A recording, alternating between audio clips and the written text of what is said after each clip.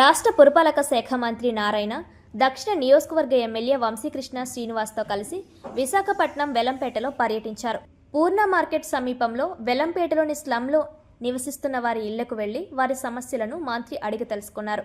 తమకు సరైన ఇల్లు లేక ఇబ్బందులు ఎదుర్కొంటున్నామని స్థానిక మహిళలు మంత్రికి వివరించారు. ఈ సందర్భంగా మంత్రి నారాయణ మాట్లాడుతూ సీఎం చంద్రబాబు నాయుడు విశాఖపట్నం స్లమ్లో ఉండే వారి పరిస్థితిని పరిశీలించాలని ఆదేశించడం జరిగిందన్నారు.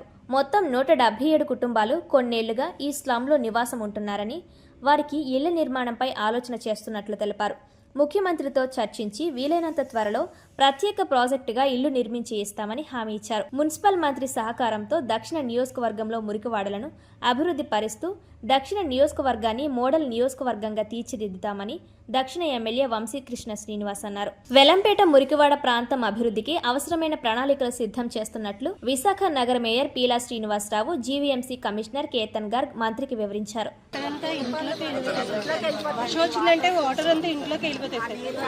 అది కూడా ఎంత ఉంటదంటే ఇంతే ఉంటుంది సార్.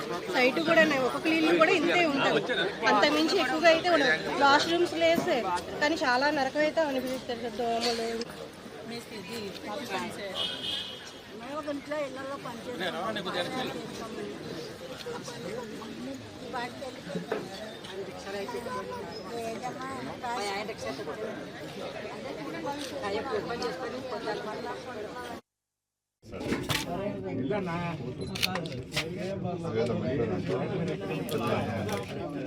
అన్న కొంచెం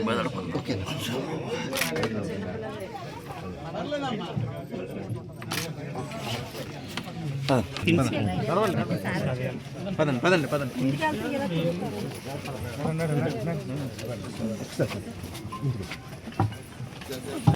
అన్న మీరు ముందుకు ఇచ్చొచ్చండి అన్న.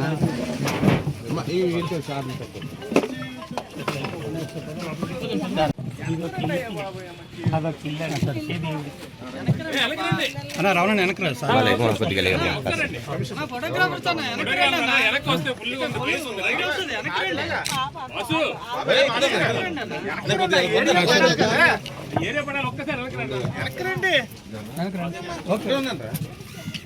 ఏంటి పడాలి ఏంటి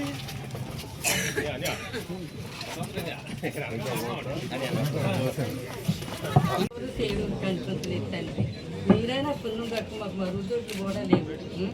ఎక్కడికి వెళ్తాయి ముద్దు ముడగానే అలాగే పోయి ఉంటున్నాం.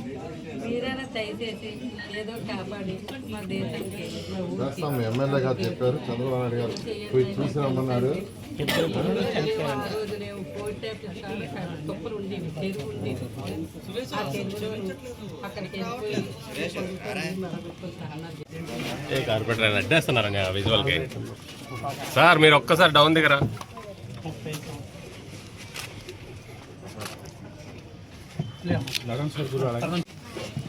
అన్న కొద్దిగా ఎమ్మెల్యే గారు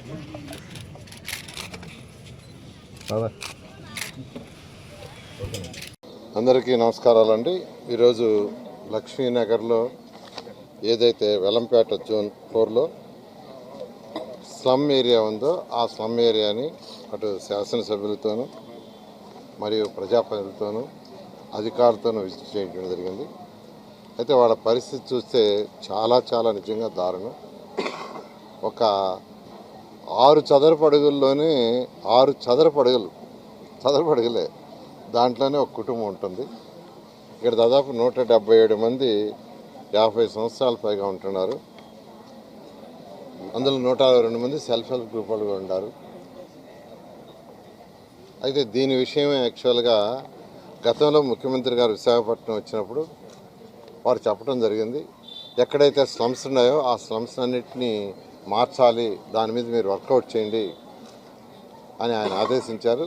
ఎమ్మెల్యే గారు అనేక సార్లు నాకు అడగటం జరిగింది, ఈ స్లమ్ని ఎలా చేస్తారు, ఏం చేస్తారు, వాళ్ళ పరిస్థితి దారుణంగా ఉంది, చూడమని చెప్తే యాక్చువల్గా ఈరోజు మార్నింగ్ నేను వచ్చాను. అది చూస్తే నిజంగా వాళ్ళ పరిస్థితి దారుణం.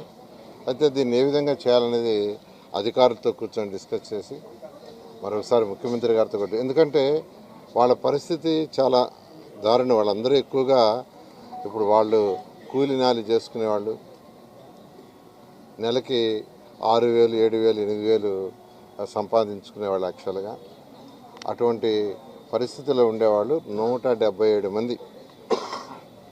కాబట్టి వాళ్ళకి ఏం చేయాలనే దానికి ఒక ప్లాన్ చేసుకొని ఖచ్చితంగా ఈ స్లమ్ని వీలైనంత తొందరలో వాళ్ళకి ఇల్లు కట్టించేది చేస్తాం. దీన్ని ముఖ్యమంత్రి గారితో కూడా ఒకసారి మాట్లాడతాం. ఎందుకంటే ఇవి స్పెషల్ ప్రాజెక్ట్ కింద టేకప్ చేయాలి. అంటే రెగ్యులర్ ప్రాజెక్ట్ కింద టేకప్ చేయలేము, స్పెషల్ ప్రాజెక్ట్ కింద టేకప్ చేయాలి. కాబట్టి ముఖ్యమంత్రి గారితో మాట్లాడి వీలైన తొందరలో దీని మీద డెసిషన్ తీసుకొని ముందుకు పోవడం జరుగుతుంది. Thank you. ఈ లక్ష్మీనగర్ అనేది 150 సంవత్సరాల హిస్టరీ ఉంది. దానికి ఇవాళ మా మంత్రి గారి ద్వారా మోక్షం కలగబోతూ ఉంది. ఇందులో ఉన్న ప్రతి ఒక్కరు కూడా పేదవాళ్ళు 177 మంది ఇవాళ అక్కడ చిన్న చిన్న షెడ్యూల్ రూపంలో వేసుకొని ఉంటున్నారు. వాళ్ళందరూ కూడా మేము ఎమ్మెల్యే అప్పటి నుంచి కూడా వాళ్ళందరూ ప్రతిరోజు కూడా కలుస్తూ మా కష్టాలు వాళ్ళ కష్టాలు చెప్పుకుంటూ ఉన్నారు.